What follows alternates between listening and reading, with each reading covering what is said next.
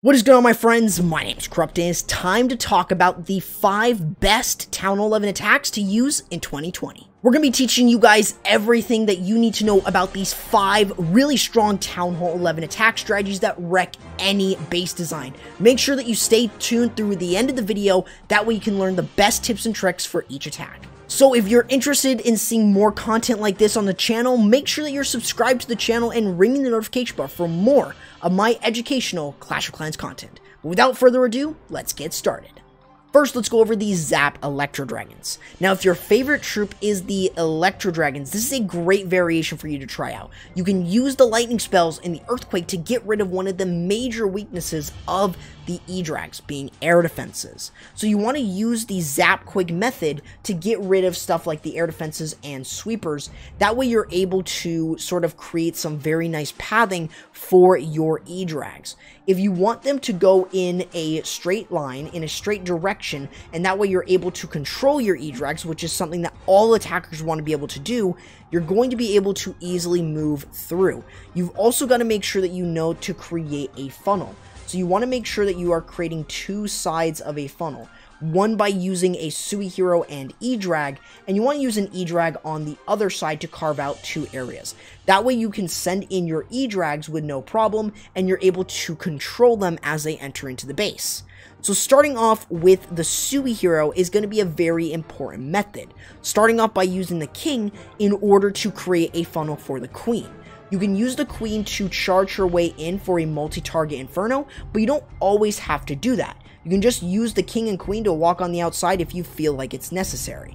Now on top of this, we're going to be using the Electro Dragon to create the other side of the funnel, which is going to be mainly this first side. So we want to use the Edrag in order to take out and chain on all these other structures. That way we're able to create a funnel. We're going to do the same thing on the opposite side by using the Edrag on the elixir storage. Now this is a good moment to use the lightning spells and the earthquake over the sweeper and the air defense. That way it gives you an idea of how to get rid of it. Now take a look at how much of the base we have cleared. By getting rid of these 2 areas here of the base, what we're doing now is easily allowing our Edrags to move right in for the main part of the base. You'll also see the queen taking care of the multi-target inferno. But you want to make sure that you are focusing on your Edrags, using a rage spell in order to provide support for the Edrags, and using the warden ability in order to get them through a large portion of defensive structures. The main reason to why you will want to use the warden ability is in order to make sure that the Edrags are staying alive, especially towards the back end where they could fizzle out. Now this is going to be a good spot to mention the use of the bat spell. You can use the bat spell when the Eagle Artillery is in the center of the base, and this can actually get you a lot of value and can really make it very easy for you to get rid of the Eagle Artillery if it's in the core. Notice the use of the Edrags here to boost up our damage using that Rage spell, and that's something that you always want to make sure that you're using. Rage is very important with this attack, and you really can't do anything without having that Rage spell. Now using the freeze, because you have less freeze spells, you may want to use the freeze earlier rather than later. Use it on the first air defense instead of the back end one. That way you're able to still push through. Of course, you could bring a Lava Hound if you would like, but that's just going to be dependent on the base. This is really, again, to show you guys the power of Edrags. They're very slow units, but they are still very strong. It does require the use of a lot of spells, but you can still get through most bases very, very easily, even if the Edrag has a sliver of health remaining. That just gives you guys a very good idea of using Edrags here at Town Hall 11. Let's go ahead and show you guys another strong attack, not using the lightning spells, but using the Queen Charge instead. It is going to be the Queen Charge Lalo. Next, let's go over the Queen Charge LavaLoon. Now, what you need to know about this attack is knowing what you need to get rid of when you're doing the Queen Charge and how you guys can use the LavaLoon. This attack strategy is a very strong attack and really requires the time and patience to master it, which is why it is on this video, as it's basically one of the best ways to 3-star bases, most bases, with LavaLoon. Now, what you want to look for are going to be a couple main things. You want to specifically look for the enemy clan castle and enemy queen. On top of this, you want to try and get rid of the multi-target infernos or single-target infernos, the expos, eagle artillery, air sweepers, air defenses, and wizard towers. These are going to be the things that you should try to look for with your charge, but it's not necessary for you to try and get all of them, but just make sure that if you get them, you can actually net yourself a lot of value when you're doing this attack. First and foremost, let's go over the queen charge. I want to show you guys this example as well, using the lightning spells instead of just adding more haste spells. This shows you that you can be flexible with this attack strategy. 2 max lightning spells and a max earthquake is enough to take down a couple of those defenses like you saw there, the cannon and the archer tower more specifically, as you can't really do that with only 2 lightning spells from a level 8. Now, in terms of using this attack, you can be very flexible. Like you saw there, we got rid of the air defense because it was fairly close to where we were going to do our charge, and we wanted to make sure that the healers weren't getting picked off too early. So by creating the funnel here and creating a funnel here very cost efficiently by using a couple minions, maybe a baby dragon, but notice how we don't have that and we use the king as well. Notice that we're using a cocoa balloon in order to protect our healers as they continue to push into the base. We can of course use a rage spell in order to provide more support for the queen charge as she pushes into the base. That way she's being healed up even when she's going through the enemy clan castle troops or the enemy queen. Now, mainly, you can see that she's getting rid of air defenses, she got rid of the multi-target inferno, she got rid of the wizard tower as well, so the only thing that's really going to be left is getting rid of the enemy queen and the sweepers. Other than that, we have very easy pathing for our LavaLoon, kind of going like this into the base. So we want to try and take advantage of that when we're doing this attack strategy, is by making sure that we have easy pathing for our LavaLoon portion. So as we're kind of stepping up, you will see how we are going to be able to deal with the enemy queen by using a rage spell to provide support, or we can even pop the queen ability. But after this, we can then go ahead and start our LavaLoon portion. Typically what you want to try and do is you want to use a couple groups of balloons. 3 to 4 balloons per group is going to be usually more than fine. So on screen, you're actually going to see the number of balloons that you need for the deployment process of your balloons. This is the start, this is all your deployment, and these are the number of balloons that you need for those defensive buildings. This is going to help you determine on the sort of number that you need to one-shot them as you push through, because you want to funnel your balloons, that way they go into one group as they start to go in and one-shot each defense in the core. So for the most part, we have got ourselves the balloons here along with the stone slammers. So we want to use that first in order to kind of move through the base, provide them as a tank as we continue to push into the base. Now we do have the use of 2 free spells and the use of a haste. We want to usually use the haste and freeze over key defensive buildings to get rid of them earlier. Notice the use of the haste to get rid of the multi-target inferno and then move over to the wizard tower. We're using the warden ability as well to protect the balloons as they get through the final air defense and other key defensive buildings around here. That is going to be a very important thing that I want you guys to understand when you're doing the LavaLoon attack. Hopefully, though, this gives you guys a very good idea of how to do the LavaLoon portion, and not just that, how you guys can use the Queen Charge Lalo. I know it's not easy by any stretch of the imagination, but you can still master it as long as you try this attack strategy. Let's go ahead and move on into the next one, which is going to be the Zap Mass Witch. Next up, let's go over the Zap Mass Witch. This attack strategy can be done on a wide assortment of different bases and is taking Town Hall 11 by storm. If you're not using this, then definitely don't sleep on it. Try it out and see how well it works for you. This works very well on multi-target Inferno bases, and it works well against ring bases like you see here. The main key objective is getting rid of the Inferno towers with the lightning spells, pushing your way with the Wall Wrecker or Siege Barrack to get rid of the Eagle and deal with the Clan Castle.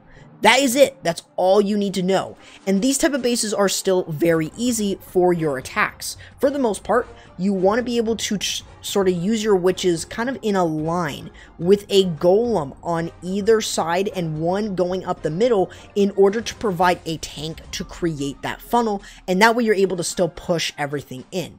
Now, I would suggest bringing bowlers more often than not when you're doing this attack, but I would also suggest trying out the use of P.E.K.K.A.s and witches. This is something that if you do not have max golems, this might be a good option for you to go ahead and try out using the P.E.K.K.A.s instead.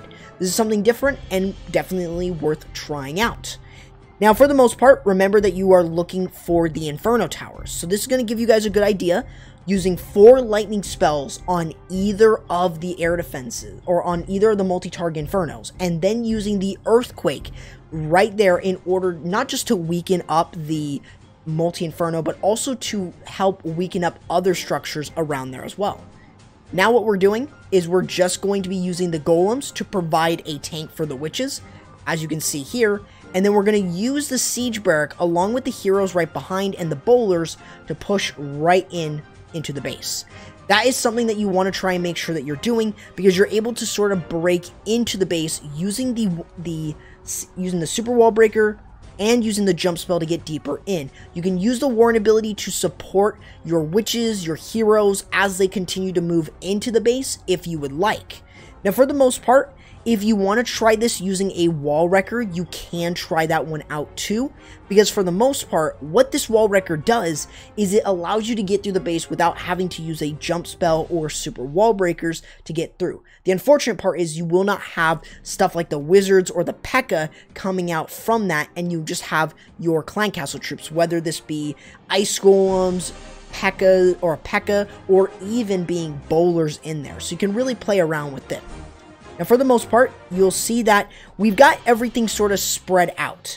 We've got the king, we got some hog riders going in this way from the siege barrack, but we also got the queen and some witches going along this way. So you always want to try and consider that this attack isn't going to go all the way into the core of the base, but you also want to make sure that you're getting a lot of value. So keeping it spread out, you can see that we've got the queen on the outside taking care of this sort of layer, but we got some witches and wizards on the inside of the base in here in order to clear those, and we have the hog riders there clearing the rest of the topmost section of the base.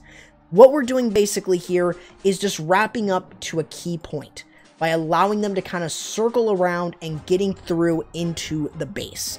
For the most part, it may not look like a lot, but it's definitely something that you should try out. I wanted to show you guys this one because it shows that it works really well against bases that have really a ring, or it is more so being a little bit more compact where there are no holes in the base. Hopefully this gives you guys a good idea of it, but let's go ahead and move on into our next attack strategy, which is going to be using the DragBat. Next up, let's go ahead and talk about the DragBat attack strategy. This attack strategy, unlike the Zap Dragons, is going to be looking for splash damage defenses instead of just getting rid of air defenses with the lightning spells and a Sui hero. Now this one, just like the Zap Dragons though, is a very powerful attack that can be done on almost any base design, as long as the wizard towers and the rest of the splash buildings are not evenly spread. This means that what you want to try and look for, again, are going to be things like the Eagle Artillery, the multi-target Infernos, and the Wizard Towers. If there are no multi-target Infernos and just single, you may want to try and just go for the 2 other key defensive buildings here. You also want to make sure that you are creating a funnel on either side. In this example, we're going to be using a Sui hero to get rid of some value and create a funnel on one side, and we're going to do the same thing with an Edrag and a dragon on the other side to make sure that our dragons are pushing into the base. We're also going to talk about some different things that you can add onto it, like using a Lava Hound and Ice Golem. So those are going to be things that we're going to be talking about a little bit later. First and foremost, let's go ahead and talk about using a Sui hero. We've got the use of a king, and that way it's going to funnel out for this queen. By funneling this queen into the base, we want to control her by moving her way in for the multi-target Inferno. That's what you need to look for. But for the most part, you want to make sure that you are working your way in and getting rid of those key defensive structures. This means that you want to make sure that you are getting rid of the air defenses. You want to make sure that you're getting rid of some other things like the multi-inferno, like the wizard towers, like you see here. Using this can really provide you with a ton of value, and it's totally worth using. Now, for the most part, after you've created that side of the funnel, you've got the use of the E-Drag and a dragon that you can use. The E-Drag is a great way to create a funnel, as it basically chains on other defensive structures. Now that you know how you guys can create the funnel, do your Sui hero, let's go ahead and talk about the dragons and using the Lava Hound. Notice how we're using the Lava Hound that goes in for the air defenses. We're going to use that in order to make sure it's tanking for the dragons and soaking up any seeking air mines. Now, what this means for your attack is that you've got a tank, you've got the use of the dragons and the warden ability to support your dragons as you push into a key area. You're providing the warden ability to do less damage, or do no damage in a high DPS area, and you're using the rage spells to push your dragons in and get rid of other key defensive structures. Now, you could also use lightning spells if you see that the sweepers are pretty close together. You can, of course, do that.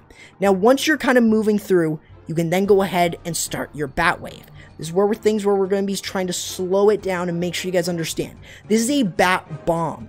We're going to be using the bat bomb with the bats and the freeze in the base. Notice how we're not using a rage, because we want to use 2 freeze spells to get rid of them. Since they were close together, we can get rid of them.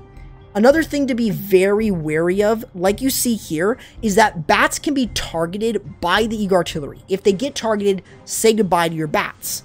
Meaning that if they just barely get out of the range of it, you're all set. Another thing that you may want to try and do is bring an Ice Golem. This can be used on a multi-target Inferno or a Tesla farm like you see here. But for the most part, that is going to give you guys an idea of how to use the bats and using the dragons. The DragBat method is very, very strong. Now, keep in mind that the bats do have a major weakness, mainly being the air traps, the red air bombs. And you want to kind of see that right here just to give you an example of something to worry about. Don't use them too close, because those bats will get taken down very easily, like you see there. So you want to make sure that you are being very careful when you're using dragons at Town Hall 11 and when using the bats in conjunction. Other than that, though, that gives you an idea of how to use the DragBat. Let's go ahead and talk about the final attack strategy here that we have, which is going to be the Zap Miners. Finally, let's go ahead and talk about the Zap Miners. This attack strategy is currently better than hybrid, as for the most part, many hybrid bases can just easily be done by using miners.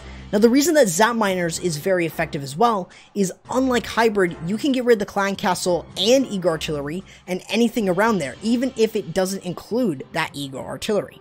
Typically, for the most part, you want to try and get rid of key defensive structures like you see here. Something very interesting to note is by getting rid of the clan castle and Eagle Artillery and anything around it like the Expo and maybe the Queen. That way, what you're able to do is provide just a little bit more pathing for your miners. Now, for the most part, you're going to be doing this either with a Sui hero or with the Queen charge. I would prefer the Sui hero, as it's a little bit easier to do, and if you have low-level heroes like a low-level Queen, this is definitely going to be a better option. You can use a Siege Barrack with a Queen on one side to create one particular side of the funnel, and then you could do the same thing with the King on the other side to then work your way right into the base. The reason that this one's so strong is, well, you don't really need to worry about Hog Riders splitting, because they're going to be used only in the clan castle in your Siege Barrack. That's it. For the most part, you've mostly got free reign from the rest of the base to use your miners. And that's the reason why it's a little bit stronger than using hybrid, because now you have to worry about hogs and miners. Take a look at using the Zapquake, getting rid of a lot of those structures within there and weakening up even more. Now, what we're doing as well is we're going to be creating a funnel on either side, one by using the Siege Barrack and the Queen, and using a baby dragon to make sure that they're cutting off this side.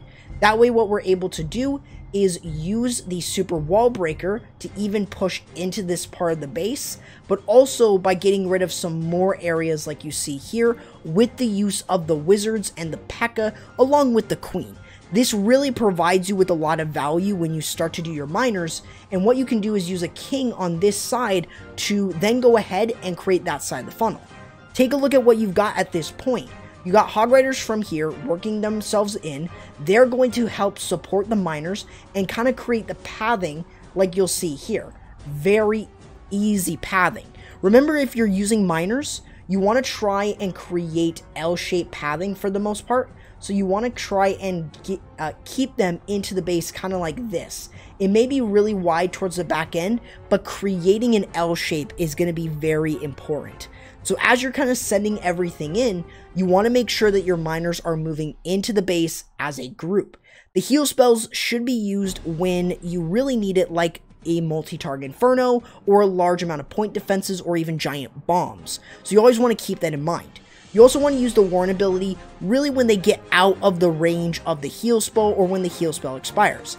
That way you're able to protect the miners as you move into the base, and you can use the heal spell and freeze towards the back end to support the miners as they push in to the final stretch of the base. And that way you're able to keep a lot of these miners alive even when you're going through a lot of heavy fire. And that's the reason to why miners are still very effective.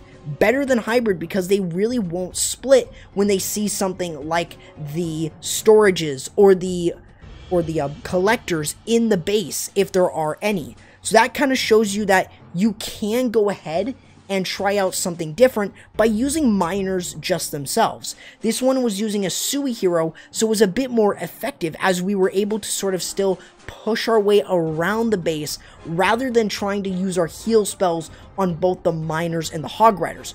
Focusing on the miners should be one of your first key things, and that is the reason why miners are very much better than hybrid. Hopefully this gives you guys a good idea of what you should be using and the 5 strongest attacks here at Town Hall 11. Hopefully you guys enjoyed. If you guys did, make sure that you leave a like on the video. Make sure that you're subscribed and ringing the notification bell for more of my educational Clash of Clans content. Don't forget to go ahead and follow me over on the social. Follow me on Twitch, and make sure that you guys are going ahead and following me or joining my community Discord server. The links to those are in the description, and make sure that you're using code CorruptYT in the Clash Champ shop to save 10% off your purchase. Other than that though guys, that's going to do it for the video. Hope you guys enjoyed, and I'll be seeing you guys next time. Corrupt, signing out.